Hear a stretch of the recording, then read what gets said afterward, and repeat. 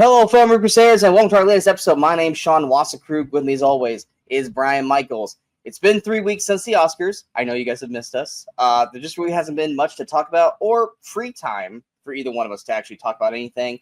So, in the meantime, during that, there have been some movies that have come out.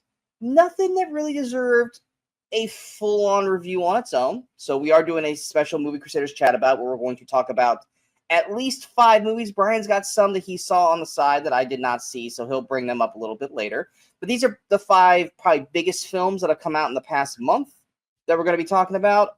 Mickey 17, Novocaine, Electric State, Snow White obviously came out this weekend, and then My Dead Friend Zoe. That's another one that really popped up.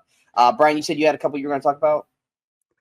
Yeah. No, just briefly, there's a couple others that I saw. I'll get into. I saw Locked. I saw Odessa, a Hulu movie with Sadie Sink.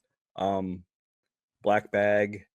In the Lost Lands is probably not worth talking about. A couple others, but I'll get into those at the end. All right. First, let's get started with Mickey 17. This was Bong Joon-ho. Is it Bong Joon-ho or Bong Joon-ho? Bong Joon-ho. Oh, okay. I thought I was always saying it right, and apparently, I thought I was saying it wrong. Bong Joon-ho, his latest film since Parasite, starring Robert Pattinson. It's got a great cast, right? You got Pattinson, you got Naomi Ackie, you've got Steven Yeun, you got Mark Ruffalo, Toni Collette. For the most part, people I do like in a lot of these things. And the general premise is that it follows Mickey, who plays Robert Pattinson, and he's basically what's called I'm blanking on the term. He's the expendable. Yes, he's an expendable. Basically, obviously, in the future, they're on a ship that's kind of trying to find a new planet for civilization because Earth is just, much like a lot of sci-fi films now, Earth is shit, Earth is dying. Let's get on a plane or a ship and find somewhere else. Mickey is an expendable, which means that he is a guy who has been cloned, who they have him do all the dangerous missions that people will probably die in, and then he basically gets killed and then recloned and continues to do those things. And Mickey 17 is basically, he's the 17th version of Mickey when the movie starts. So that's the general kind of premise of it without going too deep into the actual story of it. Yeah, the only other thing I would add is that, because it is in the trailers, is that basically they, Mickey 17, they assume they left for dead. So they clone a new one, Mickey 18, and then it turns out he's not dead. He comes back and there's 2 of them, and there's a whole big thing going on. Yeah. Exactly, which is kind of the whole crux of the what are they going to do? Because apparently you can't have more than one of you. It's against the law. So it's him trying to figure out how, they stay alive because each one's trying to kill the other for a brief moment, like a spy versus spy thing. And then they finally realize, look, we're not going to kill each other. So how are we going to make this work? I have liked a lot of Bong Joon-ho's work. Parasite, Snowpiercer, The Host. I've really, really enjoyed those films of this. Mickey 17, I don't know if it just... I can't figure out what, to me, didn't work with this. Like, the premise is interesting. The casting, it's how he wrote the cast. Because I like Toni Collette, I like Ruffalo, I like Steven Yeun, and I like Robert Pattinson. I didn't like Steven Yeun I'm fine with. I didn't really like how any of them were written for characters. I think Mickey was fine, but the voice that Pattinson chose for this character was annoying as hell. Yet Mickey 18 sounded totally fine. I think it was actually he was more angsty and angry and like murdery, so he sounded okay. But Mickey 17's voice I just found annoying throughout. Toni Collette, I've seen her do these kind of performances before, and they're the performances that make me go, I wish Toni really was able to do more than play like this typecast kind of a character. And fucking Mark Ruffalo. Wow, Ruffalo. Here's the thing with Ruffalo. I think he really, really heard a lot of great feedback for Poor Things, which I really enjoyed him in Poor Things. I know some people didn't. And I think he's like, hey, if I continue to act like super weird and cringy in my roles, people are going to pay attention to me more. And I felt like with Ruffalo, he was almost kind of doing a type of version of Donald Trump in this. And I even said that to you. It's like, he's got kind of like a Trump-esque to it. They're definitely going for hints of it, yeah. Yeah, but his character is so off-putting, which once again, he's playing a role. It's working for him, but it doesn't necessarily make me want to watch him on screen whenever he's on. Because as soon as he gets on, I'm immediately like, just get off the screen. Yeah, the thing about Mark Ruffalo, I've never really thought Mark Ruffalo was a great actor. You know, I enjoy him in things, especially obviously the Marvel movies. I think he's fine in, and you know, some other things he's done, I've enjoyed him in. But I've never loved him as an actor. But I'm realizing that Mark Ruffalo is one of those guys who is best when he's just playing normal dude. When he's playing somebody in Spotlight, when he's playing somebody in, you know, even Bruce Banner, which is kind of a normal dude. Anytime he tries to make a character like in this, where he like puts on a weird, you know, affectations and a weird voice and things like that. He's doing like this like teeth thing where he's like just awful acting. I really hated watching every moment he was on screen. And it's like and I don't think he's a bad actor. I just think he probably in conjunction with the director made some really bad choices for the character. Yeah, and Naomi Ackie, I think we're not the hugest fans of her. I mean, the things that we saw with Blink Twice, we thought she was the weakest part of the film. I can't remember anything else I've actually seen her in outside of Blink Skywalker, but it was a bit part. Oh yeah, that's what I said to you. I was like, I didn't see the Whitney Houston movie. What? She was Whitney Houston. Yeah, I never saw that one, so I can't really gauge her on that. And I told you while I was watching this, I was like, I remember her being in Rise of Skywalker, and I know exactly the character that she played. Could not remember her performance to save my life. So I can't really gauge her on that. I don't remember hating her in it, but I don't remember her in it. She got better the second half of this movie. First half of the movie was not a fan of her. I think once the two Mickeys showed up and it allowed her character to grow, I think she actually ended up being the standout in this once they allowed her to actually do stuff other than just being this like sex crazed, like, you know, military person, and actually added layers to her character. I thought she actually did a real good job. Pattinson, annoying voice aside, Pattinson's great in the movie for what he's doing. I think he obviously has that aura that makes you want to follow Mickey throughout the film, and you're curious to see where everything's going to go. But the movie itself, I just remember watching, I'm just like, this isn't making me feel anything. It's like I'm watching it, and it definitely feels like a movie, but it's not memorable. It's not something that is making me go, I can't wait to talk about this, or I can't wait to, you know, tell people to check this out. And by the time it ended, I was just like, this has got to kind of be probably maybe one of the weakest or the weakest Bong Joon-ho movies that I've actually watched. And I still gave it 3 stars. Like, it's still a solid movie, but it's definitely not one that is making me go, oh my God, you guys have to watch this movie. Yeah, because I think especially in the second half, it really, because I when they, you know, kind of start off this movie and it's like this sci-fi comedy, I guess, about cloning, and it's kind of got, you know, kind of some social commentary in there, things like that. I think that it would have been a good story on its own, but in the second half especially, they really leaned into the whole, you know, the sci-fi with like the creatures out in the planet and things like that, like heavily. I'm like, I don't really care about these creatures, this whole subplot that going on with them, and it just kind of took away from the rest of the movie, which really it should have been more of like an, you know, an acting ensemble kind of showcase thing like that. But I don't know why they went so hard into this, you know, creature subplot. Yeah, because there's a subplot where they want to assassinate Ruffalo's character, and if they had kind of kept it in that, like, we want to take him out, he runs the ship, he's the reason why all this thing's going to crap. If we take him out, everything's gonna be better. And they kind of kept it like almost like a conspiracy, like thriller kind of thing in there. I think it would have worked a lot stronger. But yeah, once it started going to, that's kind of what Snowpiercer was. I think why Snowpiercer worked. It's like, I think that the problem here is like, it's basically they gave him a budget.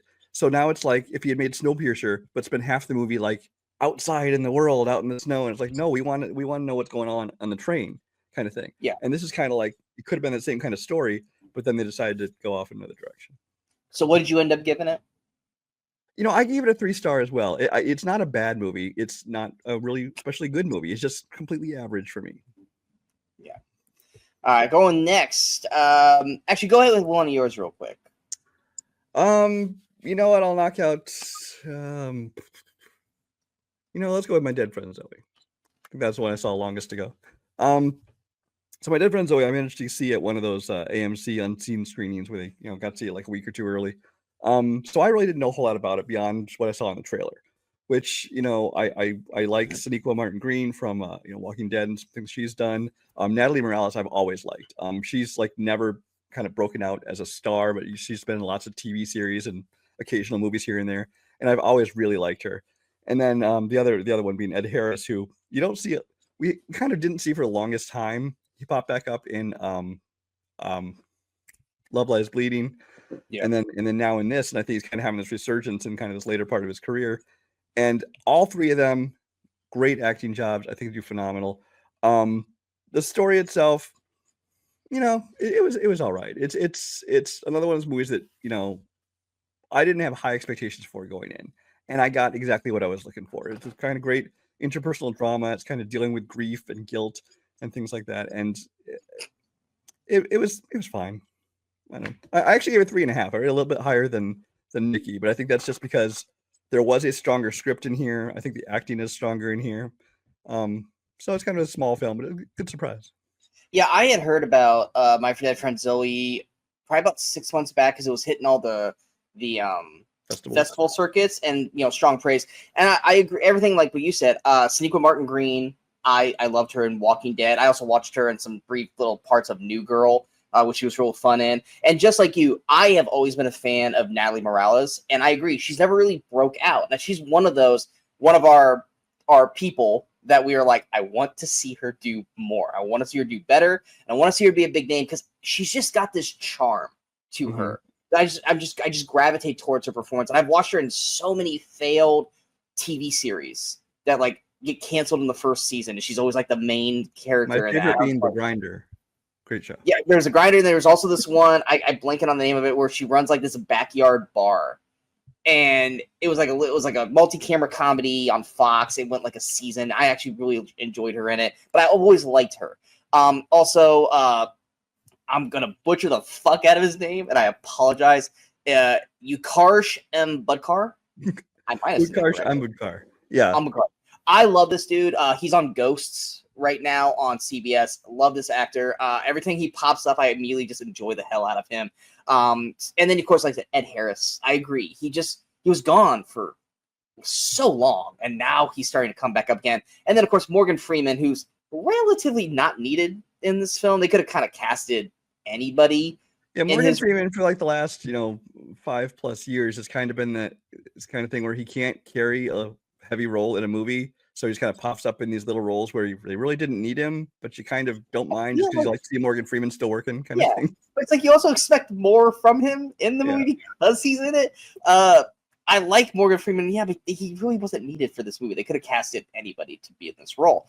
But yeah, My Dead Friend Zoe, real quick synopsis of it is you're following Merritt.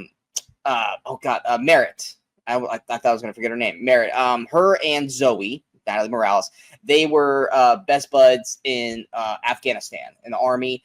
Obviously, something happens. Zoe is dead. But Spoiler. Merritt is. What's that? Spoiler? My Dead Friend Zoe is the title. Merritt is back home. She's obviously going through PTSD and going through some things. And the way she is not necessarily dealing with it or having to deal with the PTSD is Zoe is kind of following her around haunting her in a way. And for the most part, it's a friendly haunting. Like, just always having your best friend by your side. The problem is that you're talking to her and no one else sees you talking to her, so they're all thinking you're fucking crazy. But there are times when Zoe does lash out at Merritt, and it has fucked up her life in a lot of ways. And then Ed Harris's character, that is Merritt's grandfather, he's going through some things, and so there's a storyline with him and Merritt that I'm not going to go too far into just because people don't want to see this movie, where they have kind of a strained relationship as well. And she's trying to fix things. She's trying to make herself better, but she has this attachment to Zoe. And Zoe ain't going anywhere. And this movie, I thought was actually, I really, really enjoyed this film. I thought, and this is one of those movies that, yes, the plot isn't anything super crazy. It's the performances of everyone in this movie that makes this movie work as well as it does. Like I said, Sonequa is great. Natalie is fantastic in this film. Ed Harris, it still shows that he can act his ass off in this. And because of this actually has become my #1 movie of the year so far. Granted, there hasn't been a lot of great films yet. There's been a lot of solid films, nothing that has really been above and beyond, like, this is the best fucking movie of the year. But My Dead Friend Zoe has definitely jumped up there. It's a lot like, oh God, I want to say Megan Levi? Kate Mara. I think it's pronounced Levy. Megan Levy. Levy. Where there's obviously a big overarching message. And with Megan Levy, there was that message with, once again, PTSD and getting hurt in action, and then having to rely on the army dog to kind of, resurface and make her live her life again. My Dead Friend Zoe is all about PTSD, and obviously another big nomer, which I'm not going to say because it definitely is a spoiler. But at the end of the movie, it does that, hey, if you know anyone like this, call this, which I'm not angry by that at any means, but it definitely makes me feel more like a TV special when it does that. Like, leave it at the end of the credits. Don't put it right when the film ends, because it definitely does feel like this was a public service announcement kind of thing. But I definitely strongly believe in that stuff. Just don't put it right. You're still feeling this, and then boom, you hit that. But like I said, great performances from everyone involved. I hope this helps elevate Sonequa, which Sonequa just got done doing the fucking Star Trek show. So she's already got her going. But I hope this definitely helps with Natalie. I gave this 4 stars. Like I said, I thought it was great. Definitely a strong recommendation for anyone who hasn't got to see it yet. You should definitely check it out. Next for me, this is one that was high on my expectations list, in spite of Brian and everyone else telling me that it's probably not going to be great, and that is The Electric State on Netflix. You've got the Russos, which, granted, I will admit the Russos have not been at their best outside of the MCU. Cherry I love the Gray Man. I don't care what anybody says. I thought Gray Man was okay. I thought they could have done so much more with it than what we got. Cherry was just kind of what it was. And so now we got Electric State. Now, granted, there are things before I even got to watch it that I didn't like, such as the whole look of Chris Pratt. The fucking mullet and the big ass mustache. Like, look, you get Chris Pratt, make him look normal. What's with this fucking look?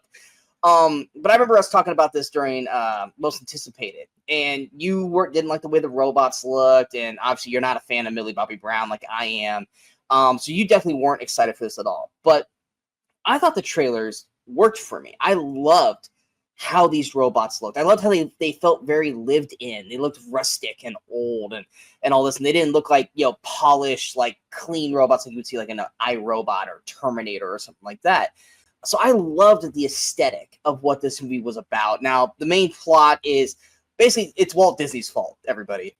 That's basically what the crux of this movie is. It's all Walt Disney's fault. He made animatronics in Disneyland, and then that opened the door for everyone to go, hey, we can have robots do all our jobs, and then we can have a plain life. And then it kind of brings like a little bit of Ready Player One into it, where they come up with these like these dome helmets, so that way you can work and play at the same time.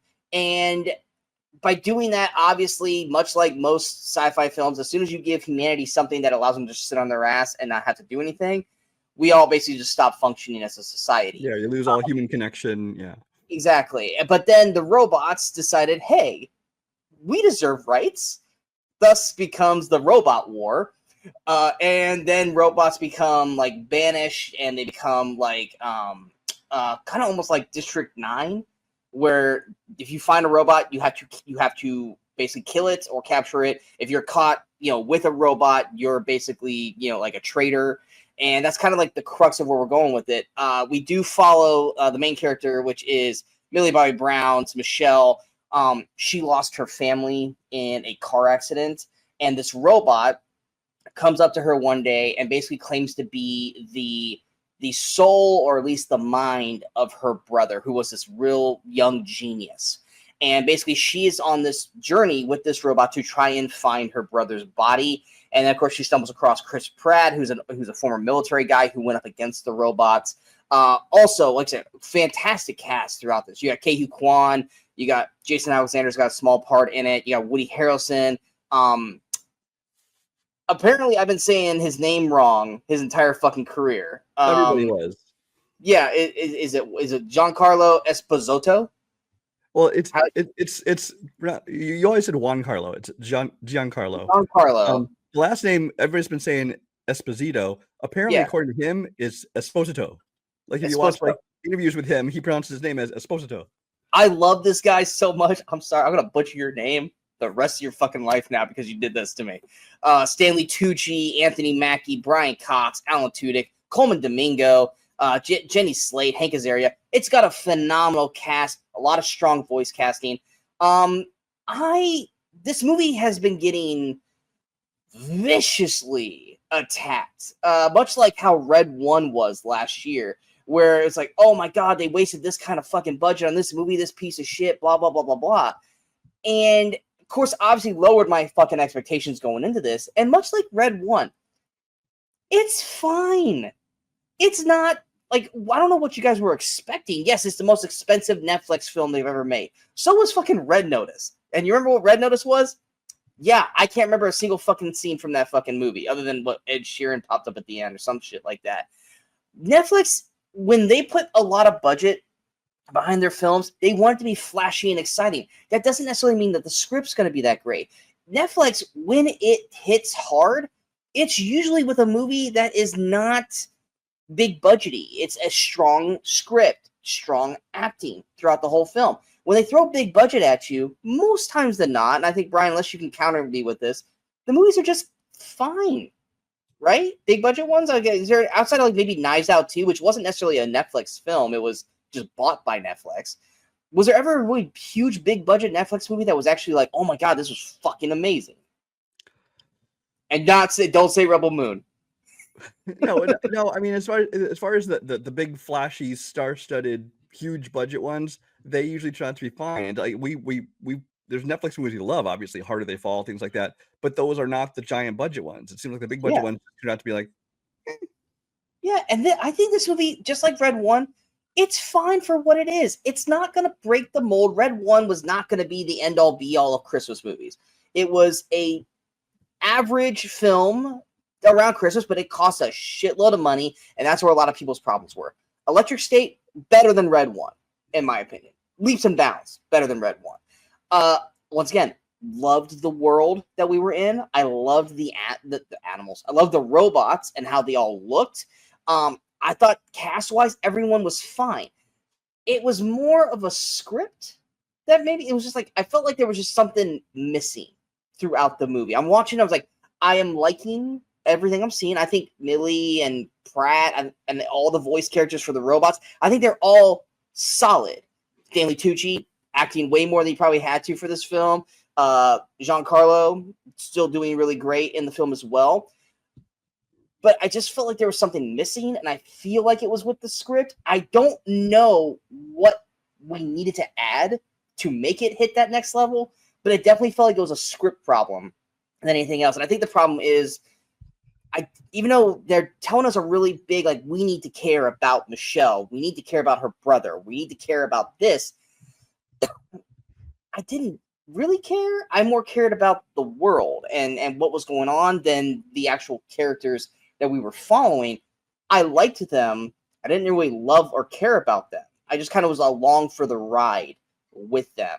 And I thought it was okay for what it was. I definitely was able to lose myself in the world of it, but I definitely wasn't like, oh my god, this is amazing. There were some great shots. There's definitely some great shots in this movie because the Russos do know how to shoot their stuff, but it just kind of felt average, like a Netflix film. And definitely didn't blow me away. I gave it 3 stars as well. What did you end up giving it? You know, I gave it 3 stars as well because it was kind of the same situation for me. Mostly everything you said, I agree with.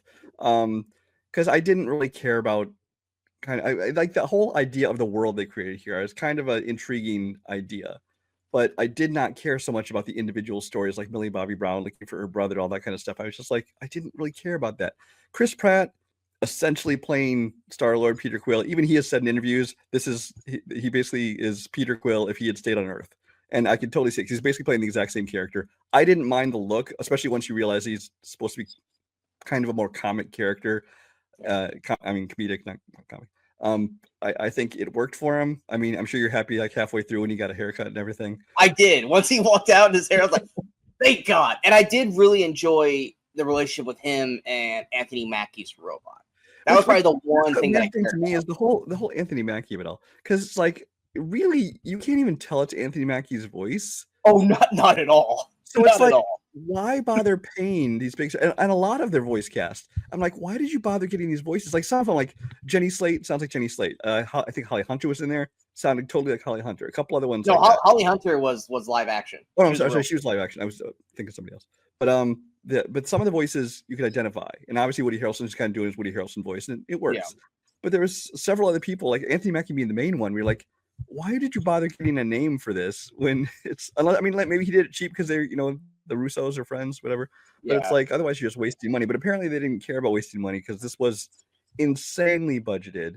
And I mean, I'm not gonna like a movie less or more based on its budget, but it does seem like you look at this like it just seems like they wasted a whole lot of money on this movie. But in the end, it was fine. Like you said, I gave it 3 stars as well. I doubt I'll ever watch it again though. I feel like this one is great to put on while you're doing other things. Like if you're cleaning your living room, throw Electric State on, take that that like 2-3 minute breather to like look at the TV, go, oh, that's a really cool shot, and get back to work. Yeah. It's best for that. Like I said, it doesn't deserve all the fucking hate you guys are giving it. Like it's not the movie's fault that they blew that budget on that movie. Well, It looks great. it's a couple things. It's the budget. It's people just love to just trash the Russos outside of Marvel, and then the writers were also Marcus McFeely, the same guys who did the Avengers movies with them. So again, Chris Pratt has always kind of been a target of people just love to hate on Chris Pratt and everything he does, mostly because of like his political views and things outside of movies. Millie Bobby Brown is kind of, I don't know, Pretty much outside of Stranger Things, she's a target. yeah, because I think she has this image of kind of being like, I don't know, kind of snooty and stuck up. I don't know, kind of a diva like to her. But I don't know. As far as I know, that's not merited. But people love to jump on her as well. And it's just like I tend to not get involved in those things. Like we'll talk about Snow White later, and people love to hate on Rachel Ziegler, largely because of like her political views and things like that. But I'm like, I don't care. I'm the same guy who can still love Usual Suspects in 7, even if it has Kevin Spacey in it. I Or don't the give a shit. Negotiator. I mean, I'm not going to say employ the guy now, but I'm not going to hate a movie just because somebody's in it who did bad things in real life. Whatever. Yeah, I mean, we both are people who can separate reality from the movies. And I mean, and I mean, I'll probably piss off a few people here who actually are wrestling fans. I can still watch Chris Benoit matches and go, Chris Benoit's a fucking amazing wrestler. Yes, that does not save him from what the fuck he did outside of in the real world with his family. That was some fucked up shit. But I can still watch his matches and go, damn, that was a really great match. Because I can separate, I can compartmentalize that shit. Same thing with Spacey and everyone else who's gotten, fucked up and like caught on some shit later. Like I can watch The Negotiator and still go, damn, Kevin Spacey killed it in this. Or House of Cards or anything like that. And yeah, Rachel Ziegler is definitely one of those when we get to Snow White. So yeah, both 3 stars there. Let's go ahead and go to your next one. Novocaine, I know is high on kind of both of our anticipated lists. Yep.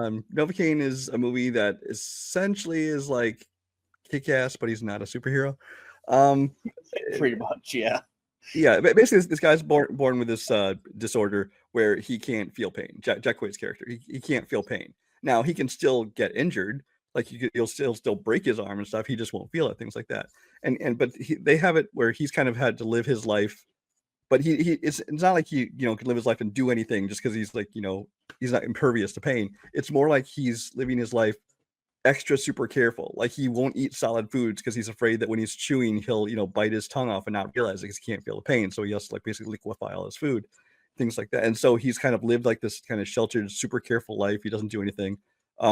This girl he works with at the bank, played by Amber Midthunder from Prey, she comes into his life and kind of starts to get him to kind of come out of his shell. He's got this crush on her but then right as things start to heat up there's a bank robbery and they end up kidnapping her and he has to go to try to save her. So that's the basic premise of the movie.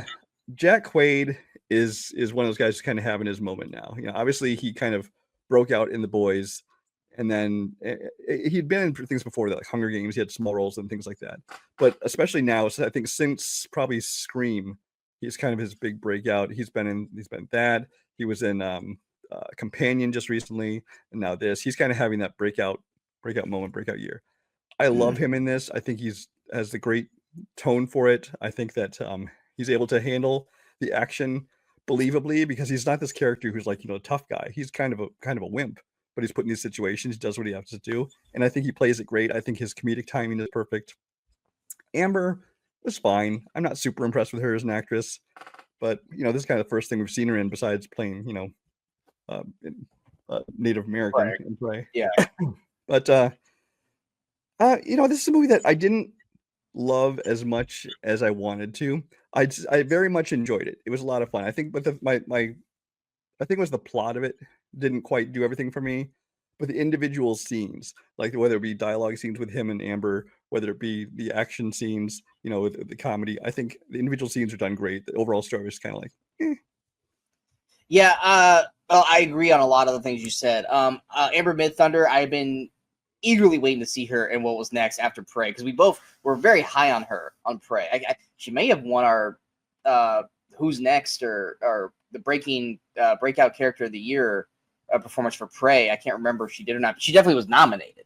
So I was excited to see what she did in this. Like I said, she's kind of playing for the most part almost a typecast kind of character, so I kind of wish she had got to do a little more in this movie. Ray Nicholson, who also has all of a sudden just started kind of popping up in things. Smile 2, he had a very small part. He also just did Borderline, which is another movie you saw that haven't got to see yet. And now he's kind of more of the main villain in this film. So I was definitely happy to see him. And I thought he was solid in the movie. He didn't break any barriers for me to go, oh shit. But it was definitely now I can finally see him in something and get an actual performance gauge with Ray Nicholson outside of just being Jack's son. But yeah, Jack Quaid, like I said, I've been high on him since The Boys. I mean, obviously we saw him, in Hunger Games when he was younger, but we didn't really recognize him in that. But definitely The Boys and Scream and Companion earlier this year. This could be Jack Quaid's year, much like Nicholas Hoult last year, where he's just in everything and everything he does hits. Unlike Bill Skarsgård last year, where he had 1 out of 3 kind of thing. I agree. I really had a lot of fun with this movie. I think everything painfully was believable through the movie. I like that he was like Kick-Ass, but was more like the real life symptoms where his whole life is sheltered because he's afraid to do XYZ. And Ember Midthunder's character kind of brings that out of him, but it also gets taken away that fucking quickly. And you have a crush on a girl, you wanna be with this girl, you're gonna fucking do some crazy shit. And that's what Jack Quaid's character does in the movie. And like you said, he is kind of a wimp. He doesn't know, it's not like he's like a fucking martial arts fighter or trained or anything like that. So he has to use his damage from that's happened to him to his advantage. And I loved the choreography of these fights because he's not going to have a great fisticuff with somebody, but he can use his surroundings and use the ability that this is not going to hurt me, so I can use this to help me win a fight to his advantage. And I thought it was clever writing and clever choreography throughout the film that made it a lot of fun. There's a subplot with the police that I think didn't quite work, and I feel like it kind of put the movie at a halt whenever it was going. I know you had to have the police there at some point because some fucking breaking the law shit happens, and you got to have them be there. But I felt like every time the police came in, it kind of derailed the film for brief little moments. And it's not a performance thing; it's more of a writing thing. But at the end of the day, I had a lot of fun with Novocaine. I can't wait to see what Jack Quaid does next. You say he's got at least one more movie out this year, right? Yeah, he's got one coming out this year called Neighborhood Watch. Is that the name of it? I think that's what it is. It's a more serious film. Yeah, there's that, and then there's one which I don't know if it's coming out this year or next year called Heads of State, which is an action thing with Idris Elba and John Cena and Carla Gugino. But I'm not sure if that one's coming out this year or next year. But yeah, I gave it 3.5. I had a lot of fun with Novocaine. It was probably the most fun I had watching a movie this year. Incredibly solid, definitely worth checking out. Going to my next one, do you have any more before Snow White? Because that's all I got left. I've got some small ones I'll talk about afterwards, but go ahead. Okay.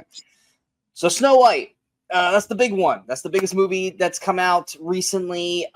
Disney's latest in the live action remakes. Like I said, some work. Like, in my opinion, Beauty and the Beast. I love Beauty and the Beast. Aladdin, for the most part, worked. Jungle Book, stuff like that. And then a lot of them don't work. Which there's a long list of those movies that don't work. From my end, I'm in the opinion that I enjoy the ones that are not remakes. I enjoy the ones that will take the property and do something different with it, look at a different angle. Maleficent, I actually enjoyed. Cruella, I enjoyed. And it doesn't have to be from the villain's point of view. I mean, I think anything that's going to take the story and kind of just give us another story in that world or a different point of view, I really like that. I don't like the ones that are just kind of straight up remakes. Even if they add a song or they change a scene here and there, I've not really enjoyed those as much. So for Snow White, I'll just go, since I haven't seen it yet, I'll give my thoughts real quick. Yeah. I'm of the opinion that I'm in no rush to see this. Now, granted, that's a movie that's like barely an hour long. I think it's like 65 minutes long or something, the original animated one. Yeah. And it's not even that good. It's very slow. It's very boring. So the story of Snow White does not have great appeal to me. Rachel Zegler, I really do like Rachel Zegler. In West Side Story, in Hunger Games, even in that Y2K movie that came out, I really do like her.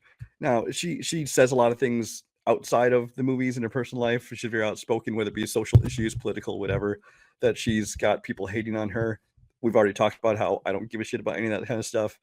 So I enjoy her. The songs in this, the new songs, and the arrangements of the old ones are done by Pasek and Paul, who are the same guys who did the songs for things like Greatest Showman and Dear Evan Hansen. So I like their music. That has me interested as well.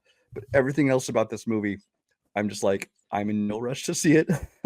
I'll probably catch it eventually when it comes on Disney Plus. So I'm not in a rush to see this, but you have seen it, so go ahead. Yes. There's a lot to talk about with this movie. First, bottom line, this movie's not good. It's bad. This is bad. This is like, I want to say it's Madam Web bad, but it's not as atrociously like guilty of the shit that it does bad like Madam Web is. And if I had not seen Dark Match earlier this year, which is just a straight up bad wrestling movie, Snow White would be my worst film of the year. It is god awfully bad. Visually, outside of one very, very important part of the film, it looks really good. Ziegler, I don't think she's that great in this movie. And I think it's more, she does a lot of weird facial tics throughout the film where I'm watching her talk and then she, like, either the camera frame, the hairstyle doesn't help. It's like, it's a weird framing thing. And same thing with Gal Gadot. The weird framing of her face throughout the film, she just does like these weird, like, kind of facial expressions. And for an animated film, it's animated, so it's no big deal. But like realistically, like real life, it was off-putting. And Rachel Zegler was a very beautiful girl, so it's not like anything like that. But there was just something off about her performance the whole way through. Singing is never Ziegler's problem. She's a great singer.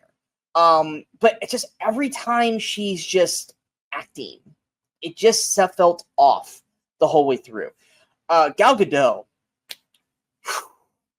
Razzie Award. I'm calling it right now. Really? Razzie. First things first, I get that they wanted her to look as true to the evil queen as they did. So they put her in the whole like headdress thing. I never realized how much Gal Gadot needs her hair. She needed her hair in this movie because she almost looks alien with her head like this. Looks aside, I mean, Gal Gadot's still a very beautiful woman, but this getup that she was did not help Gal Gadot at all. Performance-wise, is fucking rough. She doesn't know. She changes her tone so much. She's trying so hard to kind of be the badass tone, and there's times where it's needed, and then there are times where it's not needed, and she's still doing it. There's one performance she's doing her big evil song. And it's a song that really should be like be prepared, where it's like it's a villain song, be villain, and she's singing it, and then she's going and I was like, what? No, you shouldn't be flailing and like singing it like happy and go luck. That wrong tone, and that is the main problem with a lot of the music in this movie is the tone. There's certain songs where it's just like the beat is happy go lucky, and I'm like, this is not the tone that you should be singing the song in. This is, if everything felt off. This whole movie just felt off the whole way through.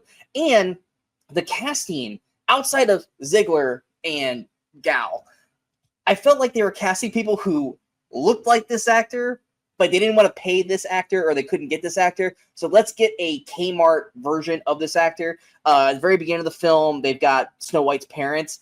Her dad clearly looks like a Chris Pine ripoff. The Prince Charming. Here's a spoiler. Prince Charming is not Prince Charming. Instead of him being a prince, they go, you know what? Let's make him a Robin Hood character. And that's the storyline we're going to have, is he's a Robin Hood. He's a man of the people. He's a man in the woods. He's all this and not a prince. He definitely like someone who was like they wanted Matt Bomer, but they couldn't get Matt Bomer. So he looks like Matt Bomer to a point. I was like, has he been in anything? He's been in he's had like small roles and things. His performance did not win me over. It wasn't anything really great. The chemistry between him and Rachel Zegler obviously feels very forced. I didn't buy into the relationship at all, which the Snow White relationship was never really something that you focused on. Here's a woman who's passed out asleep. Here's this random dude who just comes in and kisses her. That's problematic. At least with this, they gave it that time to build a relationship between them. Just didn't fucking buy it. There's times where the cast just yells overzealously at certain points and it doesn't really flow. And then of course there's the fucking dwarves. Oh my god. The fucking here's my understanding of the dwarves. From what Go ahead before I get into it. Now, they, of course, because, in our PC world, they didn't want to actually cast dwarves because people will be offended that these little people are basically playing little people for our amusement. And so they got all nervous about that. And so my understanding is that then pictures had leaked from the set of this film showing these what they thought were the dwarves were now like the 7 bandits. And they were just like people of various, ethnicity and size. I think there was one little person involved in it. That leaked out. And people lost their damn minds. Like, how can you change the dwarves to this? So my understanding is that they then decided to shoehorn dwarves into the movie. So now you have these 7 dwarves and these 7 bandits. But of course, they still didn't want to use dwarves. So they have these horrible looking CGI monstrosities of dwarves. And so now you have all these different things, which none of them work. That's my understanding of what's happened here. Okay, so no, not that. It's the 7 dwarves. There is no 7 bandits. There is bandits that are with Prince Charming. Which, what the fuck's his name? I'm sorry to call him Prince Charming. It's like Jonathan. Jonathan. He's Jonathan, played by Andrew Burnap. He's got bandits with him, and there is a little person, a part of his crew. So you're afraid to cast little people. I believe, but from my understanding, when they're filming this movie, those bandits were going to be in place of the 7 dwarves. And then they since redid a bunch of scenes to put dwarves back in instead, which is why towards the end of the movie, the dwarves decided to start marching off to help, and then they never really do anything in the end. No, the dwarves are basically in the movie the exact way they are in Snow White. They have the hi-ho song. They work in the mines. They have their house. They meet Cinderella. They get together and they clean house. Everything that it was the dwarves in Snow White, they are the same dwarves in this movie. They don't deviate away from that. They are 100% doing what they did in the animated film. And the bandits are maybe in 3 scenes, but they're all regular people. And then you have this one little person. And I'm like, look, if you're afraid of the backlash for casting little people as the dwarves, but then you have a little person in the film and he's just a regular dude, just fucking stupid. First off, if you're afraid to cast little people, which they need jobs too, fucking cast them. It's the fucking dwarves. That's what they fucking are. But you're taking those jobs away from them, who these are their prime jobs, just like with fucking Munchkin Land, with Wizard of Oz, when they weren't fucking munchkins. They're just shorter than the regular cast kind of thing. But if you want to have dwarves, then just do Lord of the Rings and The Hobbit. Cast regular actors and just do camera trickery to make them smaller. They did that in Snow White and the Huntsman. Exactly. Instead, you have these, the best way I can describe them, outside of dopey, is these garbage pail kids. They're hideously creepy as fuck. They're and they're the only characters that aren't real throughout the movie outside of the animals. And they're terrifying to look at. Am I correct? And somebody said even the animals are made to look more cartoonish and not real. Well, because they interact with Snow White, and it's never explained how she can interact with them. So they're no different than how you would in Enchanted. You know, like the animals can move and talk to her. Now they're not vocally talking. They're just, you know, quips and kind of thing. The animals are fine, but they're definitely not real animals. So that way they show that they're interacting with Snow White and stuff. But the animals are okay. It's literally the dwarves. They're so ugly and off-putting that it's terrifying. And then you got Dopey. Dopey is the guy from Mad TV. He's the spokes Mad TV guy. Because everyone else has like big noses and big ass heads, and here's Dopey with a human like face with the big ass ears. And the first thing was like, that's the Mad TV comic like magazine face. Like, oh, Alfred E. Newman, that's what you're talking about. Yes, he's Dopey is Mad TV's face, and they have this whole, and they just every time they're on screen, it's like, I want the dwarves in the movie, but fucking not like this. But the movie is bad. It is bad. It's the songs are not good. There is no new song that really is a like, holy crap, that is actually really good. There's an annoying song at the very beginning of the film. It's like, I think it's called "Where the Good Things Grow," and then they tail it off at the end of the film. Now the OG songs, as terrifying as the dwarves are, "Hi Ho" is a banger with the way they did it. I was like, it's a really well done. It's just that the dwarves look fucking terrifying. And then oh god, I'm blanking on the song that Snow White sings while they're cleaning the house.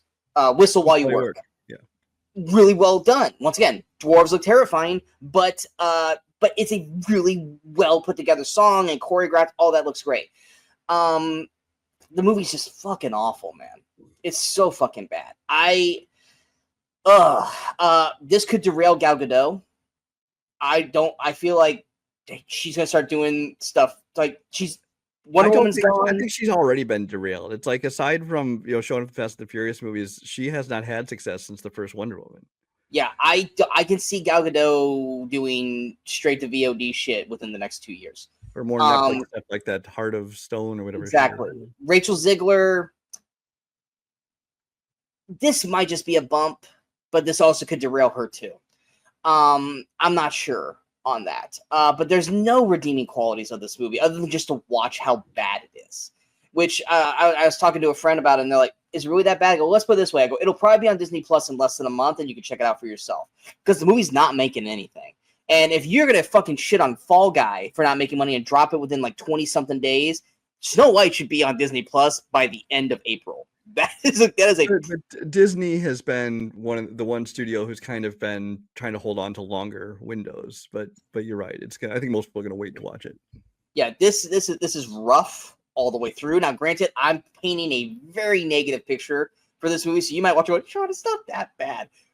It fucking is, though. 1.5, and that's a low 1.5 stars, because everything about this movie just fails for me.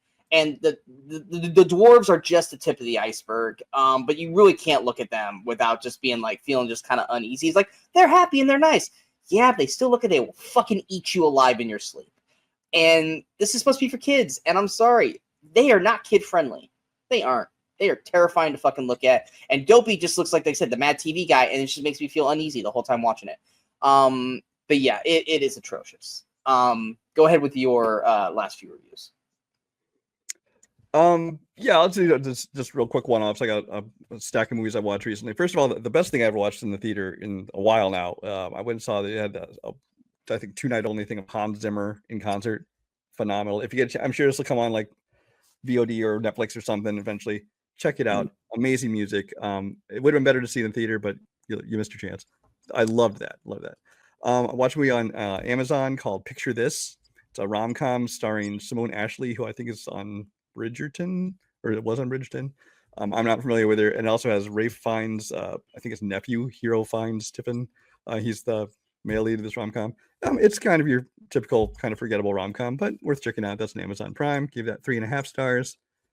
I watched a movie called Bloat, which is the newest, what they call it, the Screen Life movie from the people who did, what were they called again? Searching and oh god, now that you put me on the spot.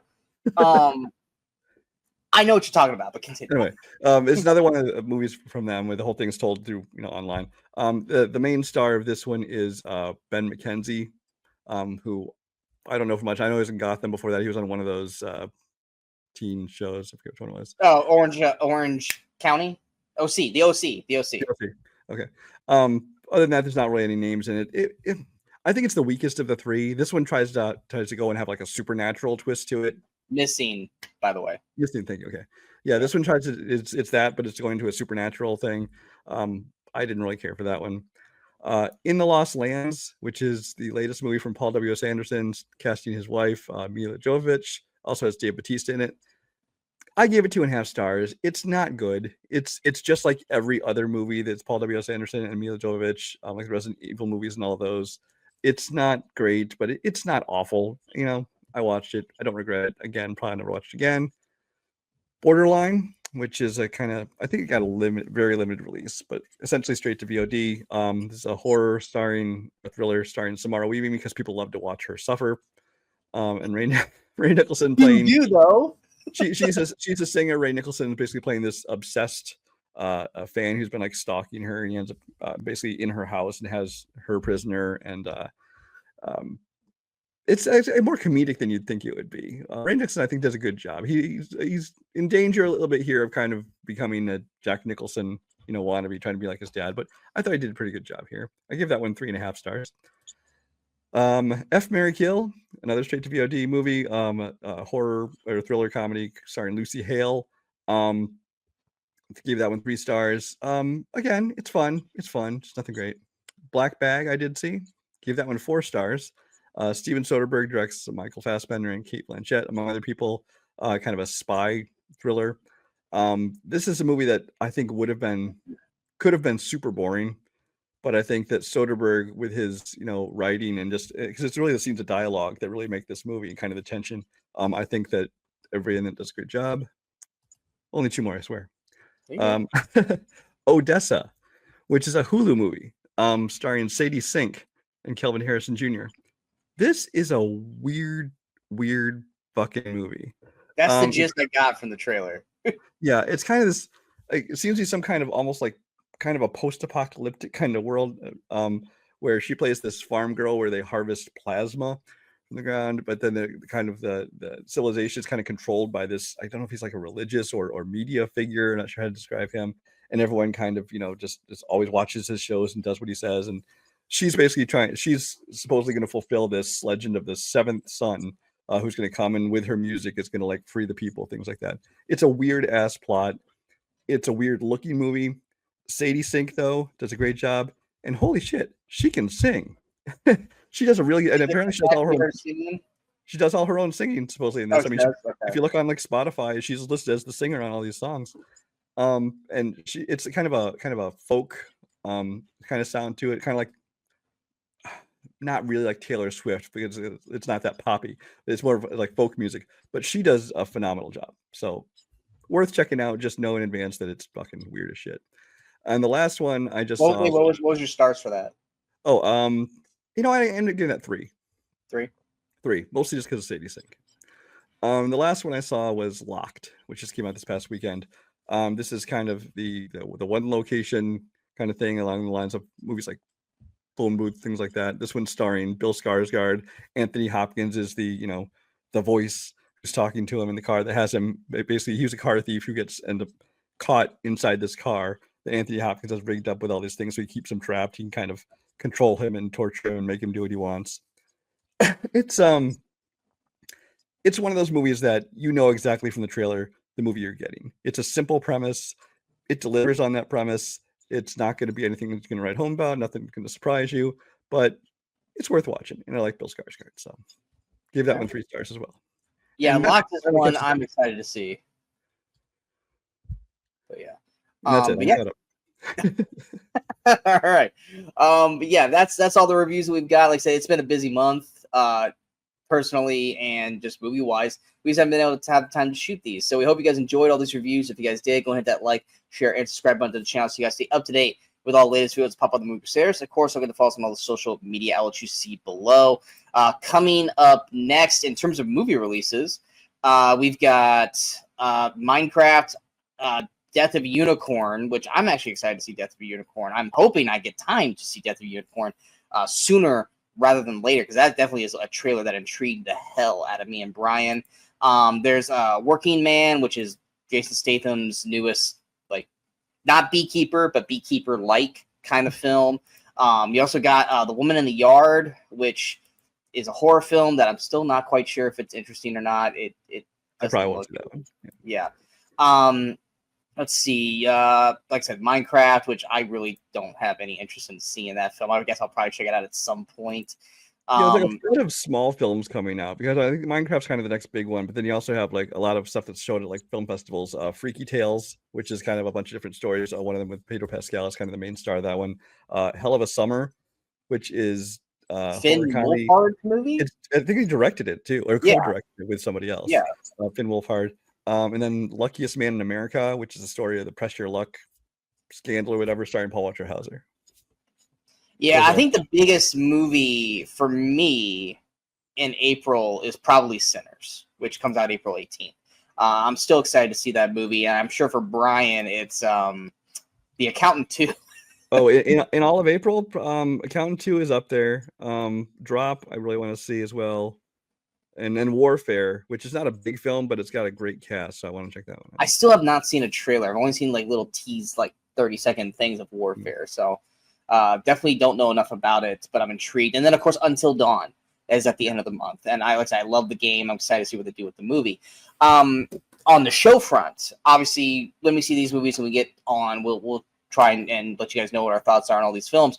But for you people who enjoyed Decades of Horror last year, we are now doing our next series of the Decades of, and we are going into the action films. We will be doing Decades of Action all through April. Just like with Decades of Horror, we're going to do the 80s, 90s, 2000s, 10s, and present day. So be on the lookouts for those. We're going to start shooting those shortly and have those come out weekly for you guys. But yeah, we're excited about that one. And I'm just going to say this right now.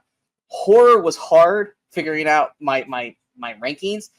Action, it was like separating like children for me. Like especially once I got into like the 90s and 2000s and 10s. Oh my God, it was painful narrowing those things down.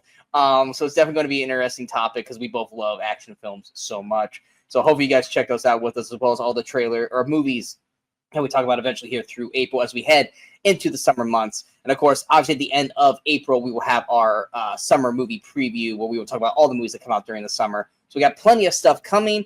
Just can't tell you when, but they will definitely be coming out here very soon.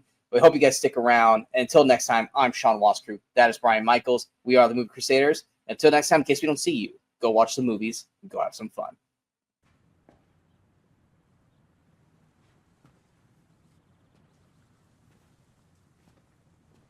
You're still here. It's over. Go home.